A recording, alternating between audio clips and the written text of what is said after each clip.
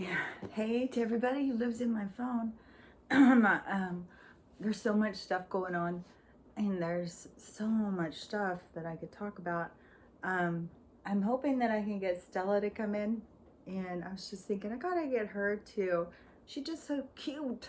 Oh my God, she's so cute. She does the cutest stuff.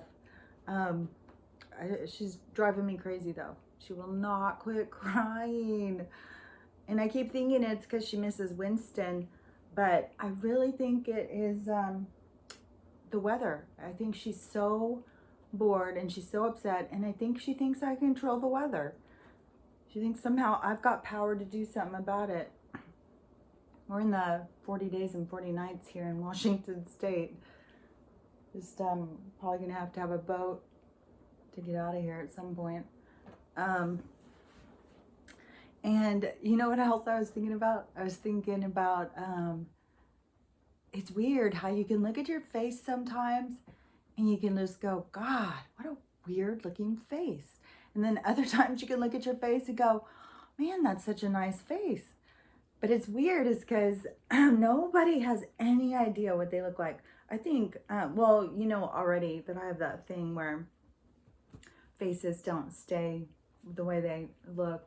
You know, they, I don't know, shift, or in my head, I just don't see them, and different parts stick out at different times.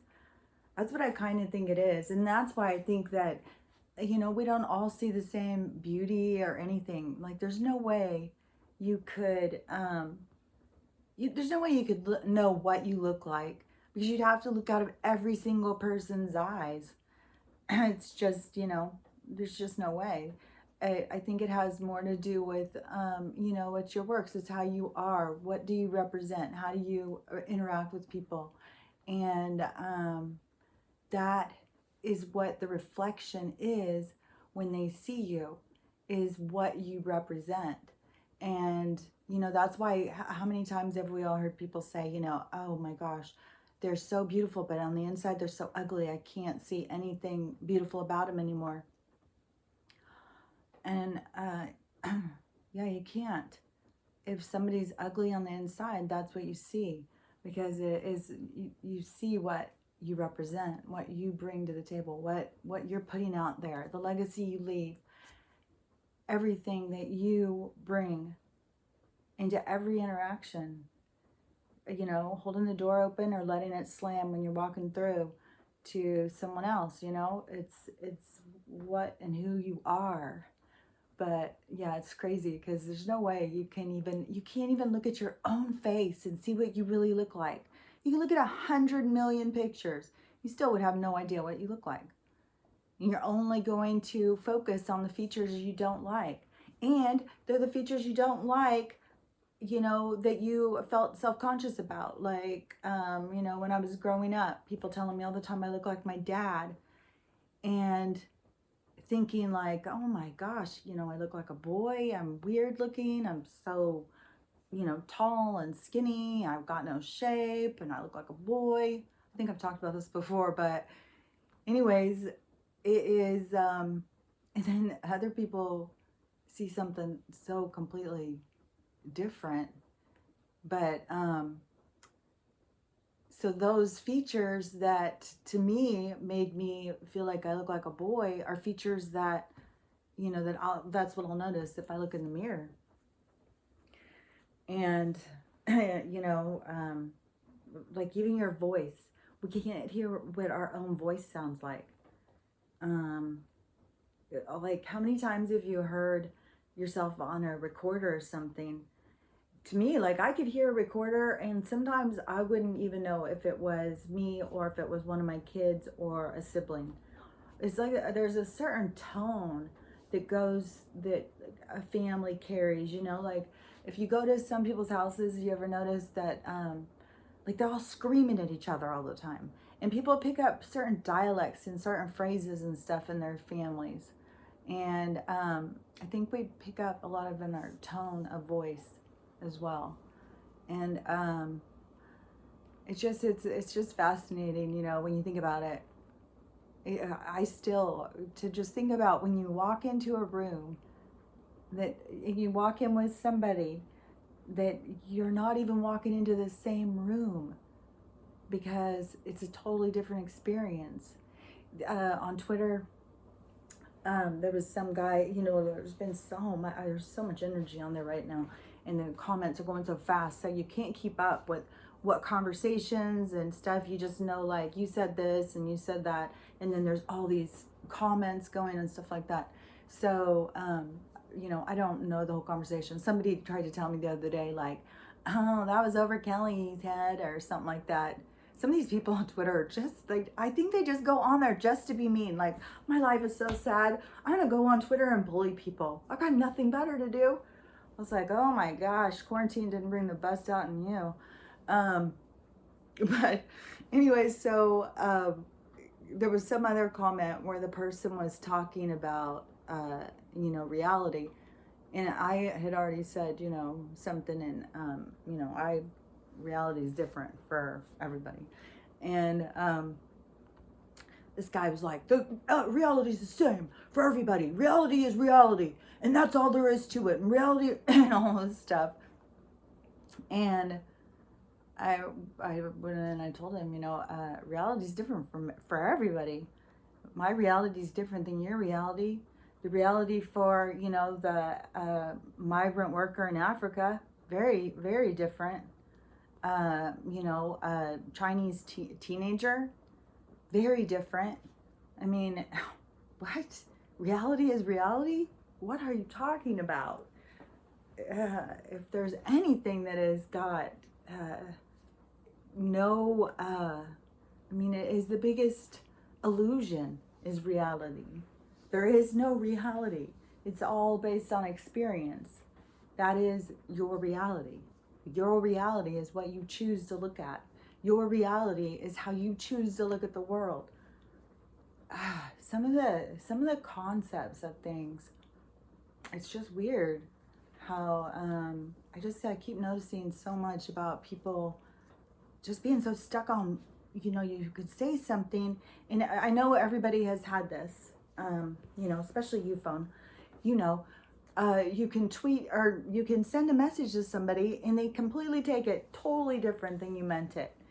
And so we've all got the idea of like, okay, words can be misrepresented. Words can be, taken differently than I meant them. And right now, though, that is on steroids. Oh my gosh. It's like you're having these conversations that are so different. It's, God, it's weird. So weird. You can be having a conversation about something and the other person, you're talking about something totally different. Yeah, reality is very, I always get confused on this, subjective or objective. Especially, I think I used to understand it before my brain injury, but there's certain things that my brain can't wrap around sometimes. Like I have to, like even, I say, I don't know, maybe I talked about this before. And in my head, I hear people, well, go check them, go watch them, quit repeating yourself. And, but I could go and do that. And then I would forget by the time I got done. So it doesn't matter. I can't watch a TV series and know what the hell happened. I have to watch something straight through. Yeah, so it's just, and I used to think it was such a burden kind of thing to, like a punishment or something, like, oh, woe is me. But then I started seeing this kind of a gift. Like, there's so much stuff, like, who cares? That is one of the things I think that people on earth are really going to learn is quit taking shit so seriously. Oh my God. You don't have to work that hard to get into heaven. Believe me. You can have a little fun while you're here. You can have some experiences, do some stuff. That's what you're here for. It's like, oh my God. Everybody has their, and it is, I think it's all about, this holier than thou, self-righteous, being perfect. I'm going to out-perfect you kind of attitude. It's like, you guys, none of this shit matters. None of it. It's all an illusion.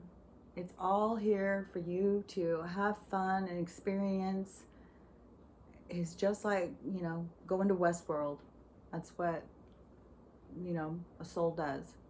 You just go in. And